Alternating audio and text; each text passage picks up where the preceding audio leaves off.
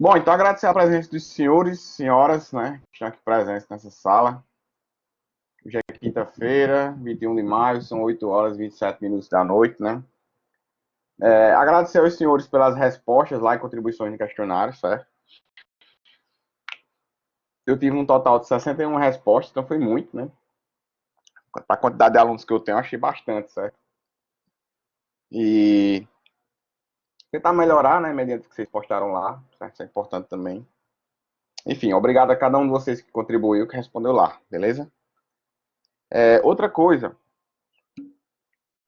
valeu, Pajé. É, eu tinha falado terça, né? Mas vou repetir novamente, certo? Porque, Nathalie, eu acho que vocês estão precisando, certo? Vocês estavam precisando disso aí, né? A gente teve aquela conversa na terça, né, com a turma. Eu acho que não é nem só do questionário, entendeu? Eu acho que vocês estão precisando aí, não sei exatamente explicar o que, mas vocês estão precisando aí canalizar essa energia que vocês estão carregando nas costas, de alguma forma, né? Também, eu acho que é o isolamento social esse feito aí, certo? Eu também tô doido pra ir pra praia, tomar uma cervejinha, né? Tem hora que dá umas doideiras também, o cara fica doido, né? Agoniado. Mas enfim, certo? O questionário não é um local ideal de desabafar, né? Mas já que vocês fizeram, já que ajuda vocês também me ajuda, ajudou todo mundo, beleza, né? Ajuda porque eu preciso melhorar muitas coisas, certo? É natural, a gente trabalha com muita gente diferente, com perfis diferentes, né? Com demandas diferentes. Enquanto uns dizem que a disciplina está muito teórica, outros dizem para não botar prática. Aí se eu botar prática, vão reclamar que não tem tempo para fazer. Se eu não botar, vão reclamar porque não tem prática. Aí é difícil, né? Mas a gente tenta melhorar, né? E muitos de vocês eu percebi, certo? Muitas respostas muito intensas, assim. Intensas que eu tô falando de verdade. Teve gente que gastou 1 hora e 20 minutos para preencher o questionário. E é muito tempo, né? Mas enfim, foi. O maior tempo de preenchimento deu 1 hora e 26 minutos para preencher o questionário inteiro. O Forms da Microsoft, ele conta. Na hora que você clica na página, ele dispara um cronômetro, certo? Da hora que você até você enviar, ele fica com o cronômetro rodando lá. Não sei se vocês, quem preencheu nessa 1 hora e meia aí, né? O que estava refletindo da vida. Mas que bom que ajudou, né? Certo? Quem achou, se achou mais leve depois de preencher, que bom, né? É bom que ajuda vocês. E falando em ajuda, saindo mais de questionário e voltando mais para outras coisas, antes da gente entrar na aula, eu tinha falado na terça, né, na aula TCC, sobre uma conferência que eu ia fazer com meus orientandos, né? Como todo mundo aqui é do P7, todo mundo vai defender, né, a banca TCC. Eu tinha falado com meus orientandos de TCC 2, certo? Que estão aí às vésperas das defesas, para fazer uma conferência com eles, né, para ensinar a galera a montar os slides, certo? Todo mundo aqui sabe montar, logicamente, né? Todo mundo aqui já apresentou, enfim, apresentou na empresa, apresentou nas disciplinas. Mas, assim, tem vários elementos, né, que eu e outros professores a gente avalia, que são fundamentais estarem no slide, certo? Alguns erros que podem ser evitados de serem cometidos e algumas coisas que, às vezes, alguns alunos esquecem que a gente orienta vocês botarem no slide, certo? Por isso que eu tô enrolando a aula, porque ainda tá entrando gente, ó. Só de começar a falar, já entrou 4 pessoas. E tu tem falado na terça, né? Tô dando aqui um repeteco, certo? Me perdoe até pelo excesso de fala. Que eu iria fazer essa conferência com meus alunos, né? E eu falei na terça para vocês e recebi muitas mensagens pelo Blackboard, certo? Recebi 4 e-mails ainda. De alguns alunos que vão defender também, certo? Eu não sei exatamente quem vai defender o que, né? TCC 1 ou 2, pedindo para participar, certo? Só que como a conferência que eu iria fazer com os meninos via Skype, né? Seria fechada, eu nem ia botar todo mundo dentro de um grupo de Skype, certo? E achei melhor liberar a conferência e ela virar uma live, certo? Então, assim, eu já tinha postado, né? Já mandei uma mensagem hoje para vocês, tá certo? Mandei logo cedo. Vou colar aqui um link, que é justamente dessa live de amanhã, certo? Diferente, como eu falei na aula de terça, né? Diferente de terça-feira, aquela nossa primeira live que eu fiz quando começou a pandemia, a pessoa vai aprendendo, certo? Tem algumas ferramentas que eu já venho mexendo, que fazem uma gestão aí de lives bem melhor do que o próprio YouTube, certo? Então, como eu também tinha falado, eu já consigo compartilhar a tela, já consigo compartilhar áudio e imagem ao mesmo tempo. StreamYard, Ícaro. Deixa eu colar para tu o link aqui dele. Ela é bem legal, certo? Não só eu, acho que a maioria da galera aí que tá integrando mídias sociais aí, integrando o momento aí, né? A gente consegue fazer esse processo de uma maneira bem simples. Ele tem um dashboard lá bem intuitivo, certo? Tem o estúdio completo lá. Assim, a versão paga tem mais coisas, mas eu estou usando a versão gratuita, né? Então amanhã, certo? Às 3 horas da tarde, estou convidando quem achar que é viável, certo? Fica o convite para vocês, para quem quiser participar, certo? Não é um evento, digamos, institucional da Unip, certo? Não está vinculado a nenhuma disciplina. Não é um evento de TCC. Essa mesma fala que eu vou falar amanhã, vai ficar gravada. Essa mesma fala que eu vou falar amanhã, nós vamos ter uma aula sobre isso. Só que é diferente, certo? Por quê? Porque a live eu tenho mais liberdade para falar, certo? Eu não tenho um problema com o tempo. Eu vou começar de 3 horas enquanto for rolando, enquanto forem aparecendo perguntas. Eu estou estipulando aí, certo? Montar, fazer uma live uma média de 1 e 15 minutos, em média. É mais ou menos o que eu estou pensando aí, certo? E fica inviável da forma que eu vou apresentar amanhã, apresentar para vocês na sala de aula aqui. Porque já é comprovado, né, cientificamente, eu vi também várias observações no questionário, que vocês botaram que essas aulas que a gente está tendo, elas são muito extensas, né? Eu não acho que 40 minutos de aula aqui seja extenso. Vocês têm 1 hora e meia em sala de aula, então é basicamente a metade, certo? Mas tem muita gente que diz que a aula está muito extensa, professor, cansa bastante. Professor, eu já acho pouco, entre 30 minutos e 40 minutos, né? Então, para não. Enfim, eu acho melhor ter a liberdade de contar o cronômetro para encerrar, tipo a gente faz aqui, certo? Entendendo a situação de cada um, entendendo o cansaço de cada um. Mas no YouTube eu acho melhor, para mim, para eu ter mais liberdade de falar, certo? Vai ficar gravado, como o Alisson perguntou, certo?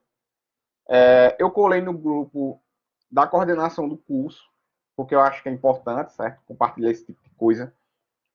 Vários professores, não sei se chegou para vocês, dos orientadores de vocês, mas acredito que alguns professores devem mandar seus orientandos assistirem, certo?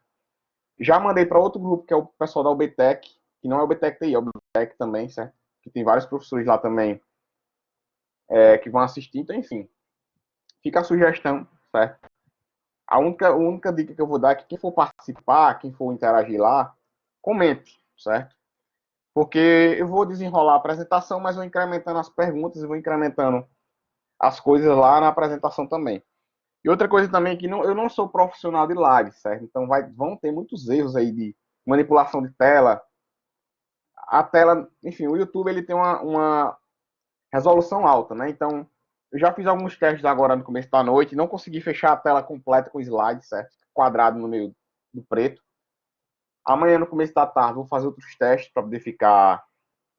Ver se eu consigo enquadrar totalmente a imagem, certo? Mas enfim, mas eu acho que o que vale é o conteúdo, certo? Um aluno perguntou se eu iria ficar com essa frequência de lives. Eu não vou. A não ser que surjam outras necessidades.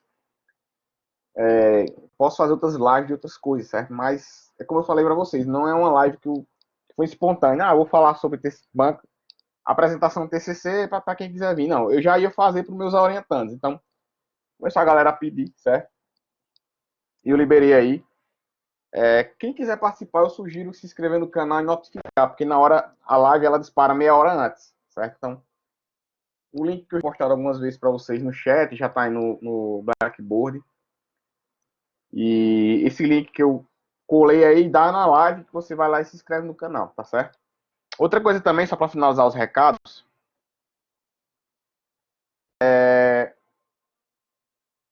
deixa eu ver se eu consigo botar aqui, compartilhar a tela rapidinho.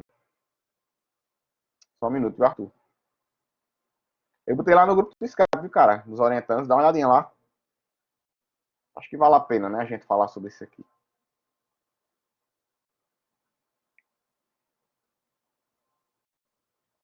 Ó, essa aqui é a tela do canal, certo? Que vai estar amanhã, ó. Deixa eu ver se abre aí para vocês verem. Não apareceu não, né? Apareceu agora. Pronto. Então o título é isso aí, ó. Certo? Como eu falei, certo? Então, amanhã 3 horas da tarde a gente começa. Recomendo fortemente, vai ficar gravado tudo direitinho, mas acho que a participação é importante, todo mundo, beleza? Bom, então voltando mais para cá, deixa eu botar o slide agora. Onde nós tínhamos discutido um vídeo, né, sobre redes neurais artificiais, certo? Beleza, não, Alan, fica tranquilo. Se tu não conseguir, vai ficar gravado lá. Quando for à noite, certo? Eu disparo para vocês o link pela sala de TCC1. Pessoal, segue aqui a gravação da live, entendeu? A participação é mais orientada, mais para questão de pergunta. Se você tiver alguma pergunta, entendeu, bicho? Em relação a material, a dica e tal. Mas vai ficar gravado. Muita gente tá perguntando, vai ficar gravado, vai ficar gravado, certo? E não vai ser algo tão profissional, não. Então, muita gente às vezes está criando uma expectativa muito alta. Vai ser a mesma coisa que eu falo nas aulas, entendeu? Não, para o P7 não é. A gente vai ter uma aula só sobre isso. Mas, como falei, entendeu, Russo? A live ela é diferente da aula. São estilos diferentes de interação, tá entendendo? Tipo, uma aula de apresentação, de elaboração de slide para apresentação, eu posso quebrar uma ou duas aulas em uma ou duas semanas. E na live vai ser interrupto. Então, se for interrupto, que não vou fazer, eu acho melhor o desenvolvimento da minha explicação, tá entendendo? Mas, como eu tô falando, a gente também vai ter uma aula sobre isso aqui. Mas eu vou quebrando, posso até aproveitar, na verdade, o vídeo da live para passar para vocês. Ou então a gente discutindo da maneira que eu achar necessário, certo? Então, voltando aqui à nossa aula, né? Ontem nós tínhamos falado, nós assistimos, na verdade, um vídeo sobre redes neurais artificiais. Ontem não, terça, né? Perdão. Sobre redes neurais artificiais e o uso de aprendizagem de máquina, né, em alguns cenários, conforme o canal lá, no caso o Atlas lá, ele posta no seu canal de Nerdologia, né? E o Atlas falou uma coisa, aliás, falou várias coisas que são importantes, né? Então, a aplicabilidade das redes neurais, elas dependem de vários aspectos, né? Depende de onde você vai aplicar, depende do conhecimento da área que você vai aplicar, da regra do negócio que você vai aplicar, do modelo que você vai criar, certo? Então, nós já tínhamos falado, acho que eu já passei até o conceito aqui, acho que sim, deixa eu só olhar aqui, passei. E as redes neurais, na verdade, elas funcionam, de fato, certo? Com mecanismos que englobam, né, a simulação de determinados cenários a partir de mecanismos, seja eles algoritmos de aprendizagem, seja eles algoritmos de inferência, seja um processamento de linguagem natural, certo? Existem, na verdade, várias formas de a gente criar uma rede neural, certo? E a maioria das tecnologias, a maioria dos problemas que a população enfrenta hoje, ela se utiliza daquilo ali, né? E no vídeo ele mesmo fala, né, que aí continuando agora a aula, né, que o modelo neural, certo? Ele depende logicamente dos seus neurônios. Então cada neurônio ele funciona como se fosse uma espécie de ativador, certo? De um determinado comportamento que a rede ela vai desenvolver. E esse comportamento ele vai se adequando mediante o estímulo, ou seja, mediante a captação da informação pela qual a rede ela vai obtendo, certo? Então, cada rede ela não é fixa, não é um modelo, sei lá, similar a um modelo decisório de uma base de aprendizagem, que aquele modelo ele ele treina mediante um fluxo que você estabelece, certo? Não é só um fluxo, são fluxos que se autoalimentam, certo? E ele vai calibrando, ele vai melhorando à medida que a gente vai tendo essa noção. Eu acho que o que ficou mais claro, mais ou menos, mais prático, né? Parecido com o que eu estou falando, foi aquela parte do vídeo que ele mostra as imagens, né?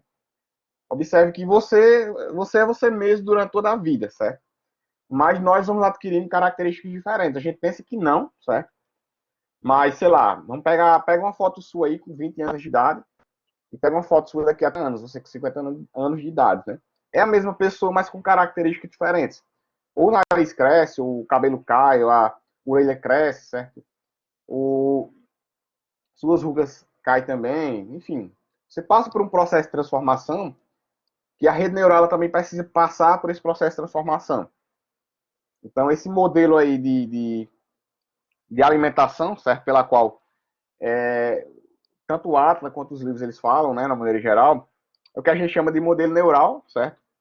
Que ele depende aí da função de ativação, ou seja, de uma função que capture as informações que o modelo ele se propõe a obter, que o modelo se propõe a se alimentar, né? E ele tem um processamento ali dentro, certo? Ele tem uma regra. Essa regra pode ser qualquer regra, seja uma regra para buscar mais informação, seja uma regra para comparar com informações existentes, seja uma regra apenas para seguir, certo? E essa regra, ou o próprio neurônio, ele seja estimulado a partir de pesos, né?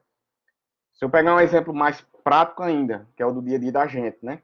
Imagine que eu vou criar, como eu tinha falado na terça, um modelo de desempenho dos alunos, certo? Desempenho é uma palavra, é um fenômeno muito subjetivo, né? O Sistema Nacional Brasileiro de Ensino, ele caracteriza em função de notas, mas uma nota é um valor exato, né? Para avaliar o comportamento do ser humano, que é totalmente abstrato, né? Então, a nota, ela pode ter várias, digamos assim, etapas para que se chegue nela. Então, cada sistema ele vai definir esse ensino para que justamente você tenha essa visão aí. E se eu quisesse definir o desempenho do aluno a partir de várias camadas, como a gente vai falar mais à frente, né? Eu teria uma camada que seria a camada de prova. Então, o professor ele considera, sei lá, alguns critérios para que ele atribua uma nota dada a prova que está corrigindo, se a prova só aberta, como clareza, cronologia, lógica, argumentação de suficiência para o que o aluno escreveu na questão, certo? E o professor ele já tem, como é que eu posso dizer, ele já tem uma rubrica própria dele para ele ter uma noção de quão ele atribui ou não de peso para garantir que essa nota ela seja atribuída. Então eu posso pegar uma prova que tem muita informação lá e o cara não disse nada, certo? E ele pensar que porque botou muito texto a resposta é boa e não. E às vezes o cara responde uma linha e responde a pergunta, certo? Então cada critério desse é um peso que justamente impacta no desempenho do aluno. Então, como o próprio vídeo fala, né? Você tem uma foto lá e a pessoa, a tipografia da foto, a paraleloidia da imagem, quando você associa uma imagem a qualquer coisa, certo? É formada por pontos, e esses pontos vão variando de acordo com o tipo de rosto. Então, o espaçamento, a dimensão do rosto, a entreposição das camadas do rosto, certo? Elas são pesos também que variam. Então, cada fenômeno, cada variação que você atribui a uma dada modelagem, cada nova, digamos, cada novo estímulo, né? Ele gera um efeito diretamente sobre esses pesos que a gente discutiu lá no vídeo, né? Então, essa função de ativação ela vai depender da rede, certo? Não existe assim um grau, uma quantidade de neurônios para você modelar na sua rede, né? Eu não sou especialista em redes neurais. Minha especialidade dentro da inteligência artificial é processamento de linguagem natural baseada em aprendizagem, certo? Então, as duas grandes áreas que eu atuei já de verdade, certo? Foram essas duas. Mas nunca cheguei a criar um modelo neural, né? Cheguei a criar uma modelagem de uma rede, mas não um modelo neural, que são coisas diferentes. Mas o que eu garanto, que a maioria dos livros falam, certo? E algumas pessoas também têm essa dúvida, é que a quantidade de neurônios ela não influencia diretamente na qualidade do aprendizado. Porque a quantidade de neurônios vai depender das características que você atribui. Então, não é a quantidade de neurônios que vão garantir a acurácia, a confiabilidade, a acessibilidade, mas é a precisão que você consegue verificar do teu fenômeno em função da modelagem que você atribui numa rede, certo? É o que a maioria das pessoas chamam, né, de accuracy, o sistema de acurácia. Você consegue medir cada neurônio individualmente, certo? Então, existem redes aí que tem pouquíssimos neurônios, existem redes que tem milhões de neurônios, e a acurácia, a confiabilidade de um determinado tipo de medição, um determinado tipo de fenômeno, ela pode influenciar de maneira direta. Então, essas medidas, né, que a gente costuma falar, elas também variam de acordo com o tipo de medição que você vai fazer, né? Tem alguém aqui na sala que vai trabalhar com mineração de dados? Se tiver, bota um eu aí no chat aí. Mais um exemplo seria para mineração de dados, né? Você cria lá um modelo, pronto. Você cria lá um modelo decisório, né? Você pega uma base de dados lá qualquer, no Excel, no CSV, enfim. E qual o objetivo, né, do algoritmo, por exemplo, de aprendizagem de máquina em função de uma base de dados? Ele não vai dizer o prever automaticamente, certo? Ele vai ter aquela aquele monte de informação lá, aquele monte de colunas com um monte de texto, ele vai começar a detectar padrões, né? Iguais aos que a gente falou lá em Machine Learning, né? Padrões disjuntivos ou padrões conjuntivos. E a partir desses padrões conjuntivos ou disjuntivos, você vai modelar, digamos assim, características que podem ou não ser casuais. Se caso aconteça essas, tende a acontecer, certo? E quando você detecta, né, essa casualidade entre essas características, ou seja, eu tenho aqui um alvo, enfim, vamos supor o desempenho, né? E eu tenho aqui características que, na minha opinião, certo, podem impactar nesse alvo. É o que a gente chama justamente de classe-alvo, né? O fenômeno que acontece mediante as características que o geram. E você pegar 4, 5 características, tipo assim, Arthur, vamos pegar um exemplo aqui. Vamos supor que eu quero entender, né, ou identificar quais são as características da pessoa, sei lá, socioeconômicas. Características podem ser quaisquer uma, né? Quais são as características socioeconômicas que causam impacto diretamente nas notas da tua faculdade? Tá entendendo? Tipo assim, tu vai fazer a minha prova agora de segundo estágio de inteligência artificial. Então, se eu pedisse para todo mundo preencher um questionário lá com informações pessoais no sentido social, certo? Tipo assim, sua mãe ela tem escolaridade, quanto tempo você passou de sair da escola para entrar na faculdade, né? Quantas vezes por semana você acessa o computador? Entre outras características que, logicamente, a gente poderia entender que gera algum tipo de efeito no desempenho, certo? Só que aí tem um porém. Se eu pegar, tipo, 10 características tuas, nem todas as 10 vão surtir um efeito no desempenho. Por quê? Porque tem algumas ali que estão totalmente discrepantes. Teve até uma aula que eu já falei sobre isso, desse mesmo exemplo. Sei lá, a quantidade de banheiros que uma pessoa tem na casa dele. Vocês acham que influencia no desempenho da nota do aluno? Ou não? Faz diferença o cara ter 2 banheiros ou 3 banheiros em casa para a nota do cara? Sendo bem sincero, eu acho que não, certo? Então aquela característica ali, ela vai ter um efeito bem pequenininho sobre o desempenho dele que ele vai ter. Mas como é que eu vou garantir que essa característica ela tem ou não tem efeito? Eu vou reunir essas variáveis, esses valores que tem na base, certo? Vou pegar qualquer algoritmo, seja J48, seja fuzzy, seja heurística, certo? Seja árvore por estratos, seja estratificação de árvores, de dados, e modelar, ó, o alvo é esse, certo? Peguei essas 5 características, que a gente chama de features, né? E vou treiná-las para entender quais sobem ou descem, quando isso aqui sobe ou desce, certo? Então, dá um exemplo aqui. Supondo que o salário, a renda da família seja bem baixinha e o cara passou muito para entrar na faculdade depois de sair da escola. Então, a nota baixa. Aí já é um comportamento. Mas quem tem uma maior condição financeira e entrou logo na faculdade depois que saiu da escola, aí a nota sobe. E isso vai variando até que você chegue, certo? Um padrão, mediante vários e vários treinamentos que você fez ao longo de um determinado tipo de tempo. Beleza. Mas aí onde é que entra a RNA na história? Aí é que tá, você vai ter que modelar essas características e dizer qual pode se relacionar com qual e o efeito que gera no desempenho e garantir que essa modelagem está correta. Por quê? Porque sua modelagem pode estar errada. Então, se sua modelagem estiver correta, quem é que vai garantir? Não é o algoritmo, não. São os testes que garantem a eficiência dos outros testes que a gente fez. Então, existem esses 4 testes aí, ó, que são o teste de ativação é para garantir que a rede está ativada corretamente, ela está modelada corretamente, né? Eu não vou pedir esses testes em prova, não, certo? Pode ficar tranquilo. Existe o teste que a gente chama de Kolmogorov-Smirnov, certo? Que é o que a gente chama de KS, que é o teste de sensibilidade. Então, garante que cada vez que uma determinada variável ela alterar, o alvo ela também vai ser alterado de maneira correta, certo? Entre outros vários testes que a gente também pode ter. Então, é aí que entra a parte da estatística, certo? Hoje que a gente tem na computação de maneira muito dependente, certo? São de métodos ou técnicos de estatística para garantir a confiabilidade do nosso modelo. Porque se você modelar errado, ele também pode dar uma predição, uma previsão que também é errada, certo? Então, pensando nisso, a literatura ela propôs que as redes neurais artificiais elas não tivessem só um único modelo, né? Cada combinação de variáveis, cada combinação de fatores pode gerar efeitos ou resultados também diferentes, porque A gente estrutura a forma de interagir, a gente estrutura a forma de pensar relacionada a um tipo de fenômeno. Então, sei lá, se eu for modelar desempenho, uma rubrica que nem a gente tinha anteriormente. Pronto. Um exemplo muito mais prático, que tudo isso que eu já falei agora. Vocês acham que são mais bem avaliados hoje ou quando vocês tinham 3 provas, que eram 3 estágios? Todo mundo aqui lembra, né? Quando eram 3 estágios? Acho que sim, né?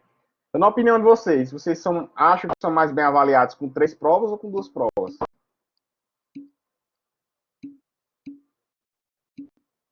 Então, vocês observam que são 2 formas diferentes da avaliação, certo? Ela está fazendo nenhum dos dois, né? São 2 formas diferentes de avaliação que também avaliam o desempenho. Aí eu pergunto a vocês, quem quiser falar, certo? Quem quiser me responder. Se vocês acham que nem o primeiro modelo lá de avaliação que a gente tinha de 3 provas, segundo vocês, ele estava adequado e esse segundo também não. O que é que vocês acham? Em que vocês acham que vocês deveriam ser avaliados? Na opinião de vocês. Quais são os indicadores de desempenho? Mas eu não estou perguntando em termos de camada, né? Projeto é genérico. Projeto, como é que eu vou gerar rubrica de avaliação do projeto, entendeu? Estou perguntando indicador. Quais seriam os indicadores, que, na opinião de vocês acham que, dado um determinado tipo de fenômeno, que nem, por exemplo, projeto ele é um fenômeno, ele tem começo, meio e fim, certo? Então, quais seriam os indicadores de projeto, na opinião de vocês, que garantiriam a proximidade de uma avaliação, digamos assim, confiável de desempenho de vocês? Então, vejo que não é tão simples definir, né? Ah, professor, eu acho que tem lá o tempo e tem um tempo estimado de entrega e tem o tempo realizado. Se meu tempo de entrega foi antes do tempo final, então eu tive um bom desempenho. Pode ser. Se meu tempo de entrega foi na data da entrega do projeto, também tive um bom desempenho. Pode ser. Ah, mas se eu passei, eu tive um mau desempenho. Então vai variar exatamente, Alexandre, que nem você falou, certo? Existe aí justamente essa regra, ou as regras, enfim, e os fatores, as features, né, que nem esse Y, X e Z que você fala aí, os requisitos, que garantem o atendimento ou não, certo? De um dado fenômeno para um determinado acontecimento que possa acontecer, que possa ser previsto ou não. Aí Arthur tá dizendo aí, mas esse negócio do tempo tem a ver em ser mais produtivo, proativo, é que tá, exatamente. Aí já é outra característica que você poderia ou não modelar, certo? Então veja que é genérico, é muito complexo, você tem que delimitar de uma maneira muito fechadinha, certo? Quais fatores, quais features, né, quais dimensões garantiriam essa moldura, né, do jeito que eu falei no slide. Ó. Então, cada variação dessa, cada tipo de forma diferente que a gente tem, a Alexandre tá botando aqui, eu acho que o mesmo acontece em questões abertas. Cara, questão aberta não, né? Questão aberta é algo muito, digamos assim, são padrões implícitos, tá entendendo? A gente que é professor, não sei se alguém aqui da sala já foi professor, é professor, já corrigiu alguma prova, enfim. São padrões muito neurais, tá entendendo? São padrões introspectivos. Eu olho para a prova assim, olho para a resposta, eu já tenho uma rubrica na minha cabeça, um modelo de avaliação na minha cabeça que ele sempre vai evoluindo, em termos de atualização, certo? Eu olho assim, eu particularmente considero 4 coisas. Por exemplo, lógica da resposta, se o que o cara está dizendo faz sentido, certo? Palavras-chave. Então, eu já uso uma rubrica baseada em categorias de extratos. Se eu vejo as palavras que o aluno botou, são palavras que estão relacionadas ao assunto, então eu posso até nem, digamos, ir muito ao pé da letra na semântica dele, mas eu entendo, ou subtendo, ou deduzo que ele tentou explicar, certo? Aquilo em que, baseado em palavras que eu já falei, certo? Podem representar a resposta. Por exemplo, eu já falei várias vezes aqui de aprendizagem, já falei várias vezes aqui de padrões, falei de alvo, falei de uma série de palavras aqui, certo? Que quem for assim esperto, né? Tiver um caderninho lá, começa a anotar. Sei lá, você cria um mapa mental, entendeu? Você cria lá uma nuvem de palavras da aula. Se vocês toda a aula criassem uma nuvem de palavras, e várias palavras que eu faço, vocês no chat responderiam as provas abertas. Porque vocês organizariam um modelo neural para geração de todo o escopo de resposta da pergunta que o professor faz na prova. Não sei se alguém de vocês também. Não sei se alguém de vocês também já chegou a usar para mapa mental aqui na sala. Alguém usa o mapa mental para estudar? Alguém bota lá os tópicos, sai subdividindo os tópicos, né? Ou para estudar para um concurso, para estudar para a prova, né? Sei lá, vou pegar aprendizado de máquina. Como é que a aprendizado de máquina ela é hierarquizada, certo? Ela tem aprendizagem supervisionada e não supervisionada. Supervisionada é dividida nessa. A não supervisionada já é dividida nessa. Então varia bastante cada modelo. Então, essa variação de modelos fez com que a literatura ela pensasse nas arquiteturas de redes neurais, que é justamente os modelos que são mais convencionais, certo? Até para aplicabilidade. Se cada pessoa modelar seu modelo de uma maneira diferente, foge muito do padrão de mercado, certo? E foge muito também do padrão acadêmico. Então, não vai existir assim uma modelagem ad hoc, uma modelagem minha e que não possa ser reconhecida, né? Então, a literatura ela traz basicamente, certo? Dois tipos, que é essa primeira que é a fit forward, né? Acho que todo mundo sabe o que, é que significa fit forward, né? Que é aquela que vai para frente, o próximo passo, certo? O continue linearmente. Essa fit forward ela também é muito utilizada numa perspectiva, né, numa abordagem chamada backpropagation, certo? Vá para frente, mas também possa voltar para se retroalimentar. Por quê? Porque o treinamento ele é um ciclo, ele é cíclico. Então, se for linearmente, você não consegue treinar. Você vai e volta, ou você vai para o próximo passo. É iterativo, é tipo algoritmo. Certo? O algoritmo ele pode descer e subir várias vezes o fluxo, certo? Ou ele pode ficar iterativo até que você atenda uma determinada condição. É aí que fica o conceito de aprendizagem. Por quê? Porque quando você quer aprender, você bota um padrão ali que você tenta alcançar. E você treina, quando chega próximo àquele padrão ali, certo? Aí a gente considera que, de fato, o aprendizagem foi efetivo, né? Aí eu falo aí.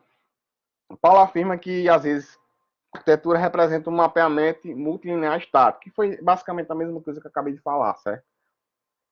A implementação dessa rede é reportada através de um conjunto de combinações que variam. Deixa eu passar logo para o desenho, fica mais fácil vocês entenderem, né? Então, peguem esse primeiro desenho da esquerda aí, ó. Esse primeiro da esquerda, certo? Nós temos aqui várias entradas, ó, quaisquer, certo? Considera aqui a modelagem no sistema de avaliação dos alunos. Então, primeiro eu teria um nó aqui, que seria prova, exemplo, certo? Aqui eu teria um segundo nó, que seria, sei lá, participação em sala de aula. E aqui eu teria um terceiro nó, que seria projeto, dando um exemplo aqui, certo? Aí aqui eu teria um quadrado, que eu botaria aqui em cima o título, desempenho do aluno. Então, eu teria entradas para prova, que também poderiam ser entradas para projeto ou para participação, vice-versa. Eu teria aqui, por exemplo, sei lá, diga um critério aí que vocês são avaliados em todos os itens. Eu acho que, sei lá, prova, sei lá, quantidade de entregas, pronto. Quantidade de entregas, você entregou a prova, é uma entrada para a prova. Se você participou, independente de seja projeto, prova, ou quaisquer outra rubrica, você também entrega, certo? E o próprio projeto também entrega. Então aqui nós teríamos nós com entradas que podem ser unidirecionais, então cada nó vai ter sua própria entrada, ou podem ter entradas que podem ser aplicáveis a todos os nós da rede, certo? Então, como eu falei, esse exemplo da avaliação de vocês seria o exemplo mais prático que eu conseguiria chegar para representar essa rede Fitford, né? Então, como eu também já tinha falado anteriormente, certo? Elas consideram a aproximação ou a precisão, o grau de precisão, certo? Que depende bastante de métodos estatísticos. A aprendizagem em si não garante a precisão. Você pode ter aprendido errado. Quem é que já aprendeu alguma coisa errada? Quem é que pode dar um exemplo de alguma coisa que aprendeu a fazer errado? Sem fuleiragem, viu? Sei lá, alguém aqui sabe dirigir, alguém aqui dirige ruim? Ninguém assume que dirige ruim, né? Acho que não, né? E como é que funciona isso na prática, né? É necessário especificar a aproximação, a gente também já falou disso aí, né? E definir o processo de aprendizagem, a gente também já falou, e seus parâmetros de aceitação. Certo? Então, qual seria o modelo ideal de avaliação de um aluno? Não existe. Não vai existir nunca. Porque, como vocês falaram aí, né? Teve até alguém que falou aqui. Vai depender bastante do aluno. O aluno do Unip, em João Pessoa, ele é diferente do aluno da instituição do Rio Grande do Sul. Mesmo que o modelo seja igual de avaliação, os alunos são diferentes.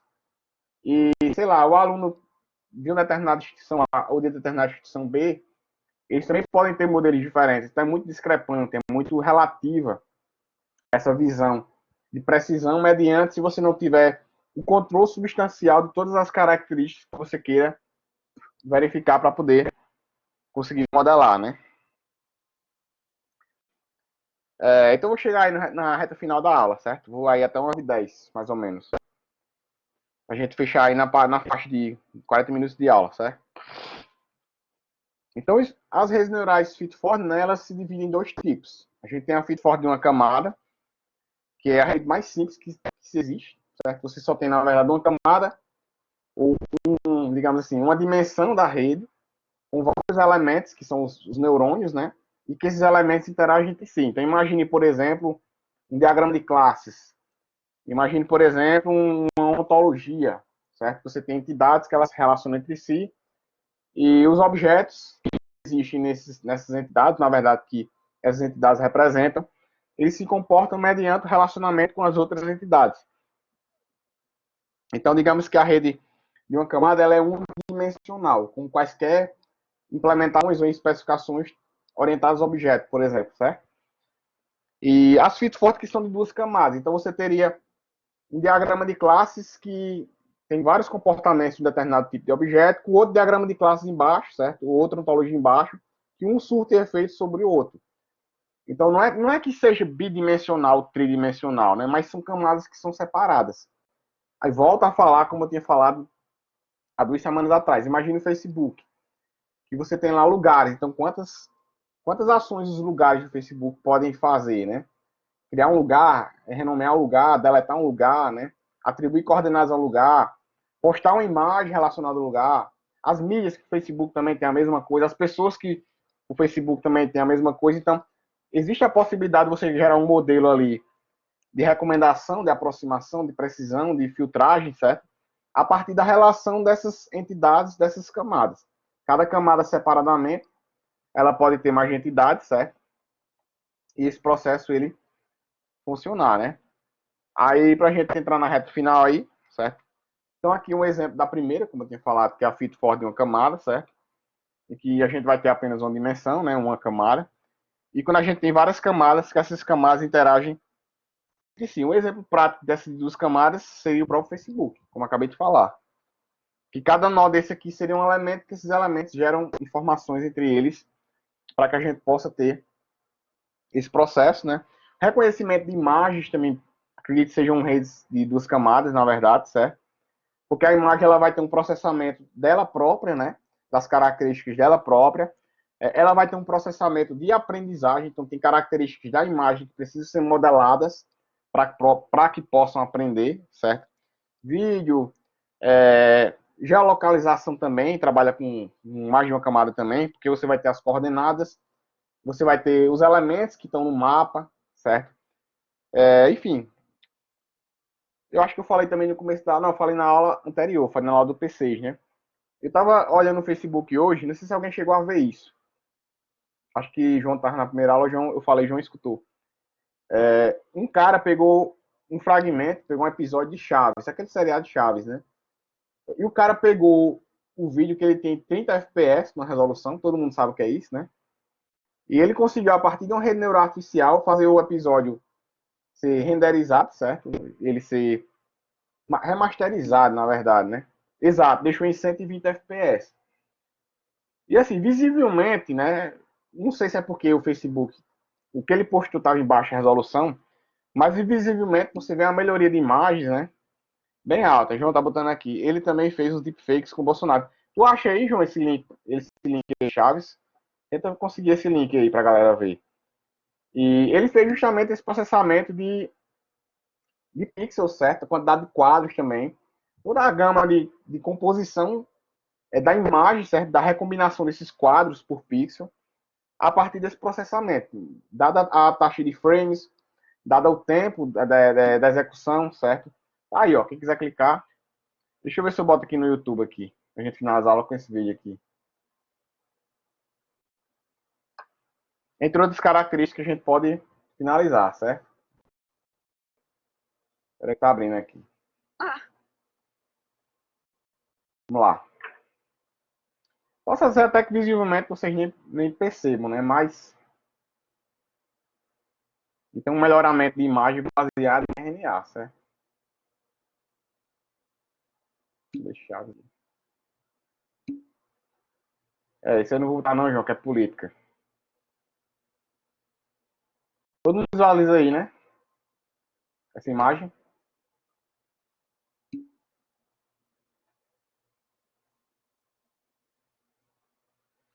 Vou ver se não engasga aqui, certo? Ó, mas isso aí tá em 120 FPS, ó. Escute, Chaves, por um acaso você não viu por aqui o Satanás? Quem? O Satanás, o meu cãozinho. Esse é o nome do seu cãozinho? Sim, você não viu? Não, não está na sua casa. Não, eu não encontro. Que tal se você for procurar aí na rua, hein? Eu? Sim, eu vou te dar. Não, agora não posso porque o seu Madruga me disse ontem para vir fazer um favor hoje cedo para ele. Pois está bem. Eu vou procurar Satanás. Satanás!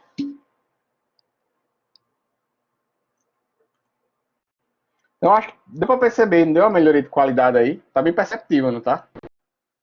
A questão da. Não é nem a qualidade em termos de exposição, mas a qualidade em termos de execução do vídeo. Vocês veem que as cores estão bem realçadas, né?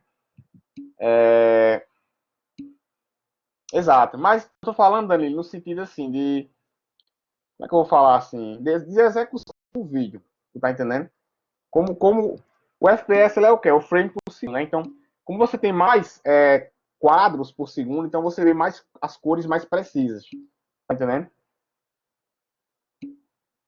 A Alexandre tá botando, me senti como se tivesse sido curado da catarata. Cara, isso é um vídeo antigo, né? Imagine os vídeos mais novos que o pessoal já usa, né? O RNA para poder fazer esse teste. Eu acho que eu rodei a 720p, não me lembro aqui, mas enfim. Exato, certo? Então é isso aí. Tô finalizando aqui a aula para vocês, certo? Na semana que vem a gente continua de RNA. A live amanhã começa às 3 da tarde, é extremamente importante, né? Que vocês participem, né? Eu não sei como é que vocês estão em relação às orientações, já perguntei várias vezes, mas é melhor prevenir a apresentação do que tentar fazer ela manualmente, certo? Ou às vezes até o orientador não atender, né? Fica a dica aí para todo mundo participar. Alexandre tá botando aqui. Tem um Instagram que pega fotos antigas e transforma em HD. Cara, devem ter softwares que fazem isso aí, né? Acredito que sim, certo? Eu nunca cheguei a pesquisar, não, mas. O que aqui tá botando aqui, né? Fuleiragem não, né, cara? Nem política não, né?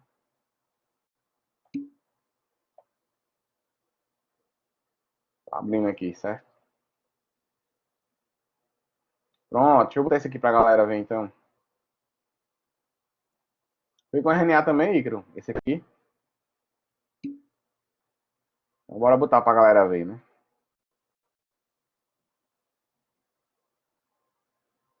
Ah, show de bola. Olha a qualidade aí. Deixa eu só parar aqui, certo? Tá executando.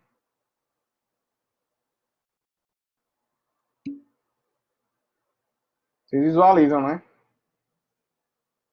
Exato, 4K 60 FPS. Vou soltar, certo? Todo mundo tá vendo, né, o vídeo aí? Ó,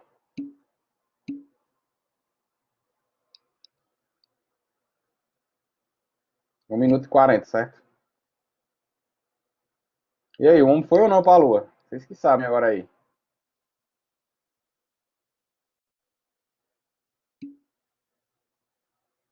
Rapaz, será que isso aí não é estúdio da Warner ou da Fox, não? Ou da Paramount?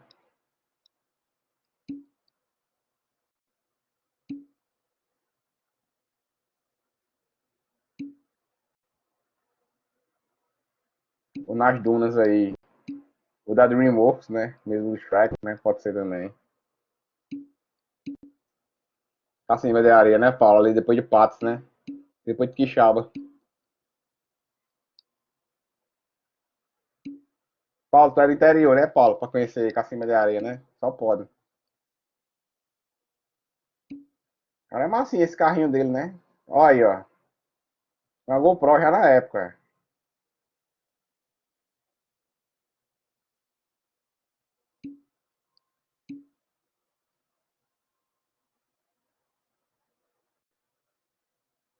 Paz.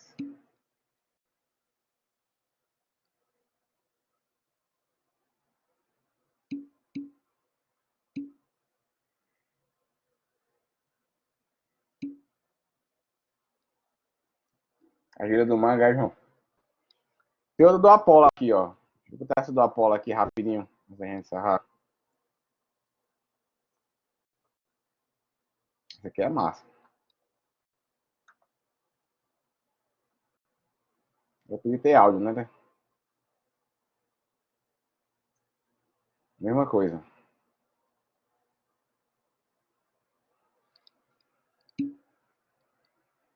Vocês estão visualizando aí, né, o vídeo?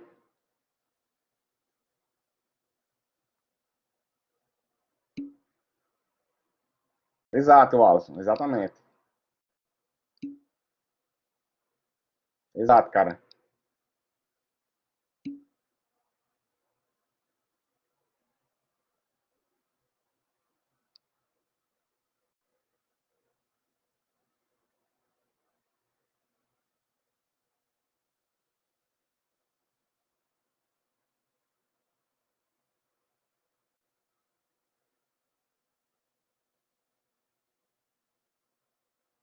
E aí, consegue ver a diferença?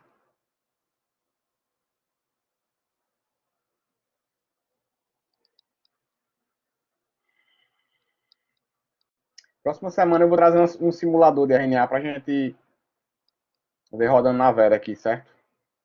Lembrei um agora que a gente pode dar uma olhada nele.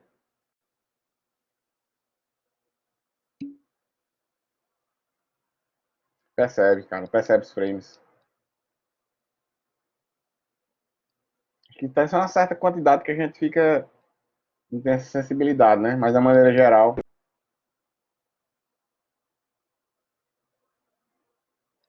Beleza? Vou encerrar aqui, joia? Então, bom final de semana pra vocês aí, certo? Curtam os TCCs. Tá mais perto do que longe, se acabarem. Então eu vou encerrar a gravação. Quem ficar de bobeira, eu vou ficar mais uns 10 minutos online aí pra gente conversar besteira. Valeu!